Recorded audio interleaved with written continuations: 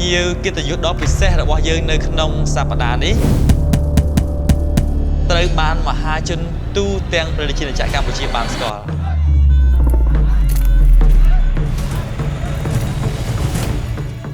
từng ởนี้ club ban score ก็ท่าชี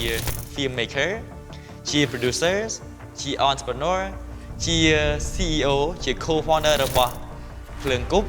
ជា co-founder ng film festival director របស់កម្មវិធីបនភូមិជា film producers របស់រឿងក្លាហាន9លយ9និងស្នេហ៍9ហើយគាត់ទទួលបាននៅការគ្រប់គ្រងក៏ដូចជា award ជាច្រើនផ្សេងទៀតហើយថ្មីនេះក៏ជាអ្នកចូលរួមដឹកនាំនៅក្នុងកម្មវិធី The Rapper Cambodia ប៉ុន្តែសម្រាប់ខ្ញុំគាត់គឺជា The Cultural Innovator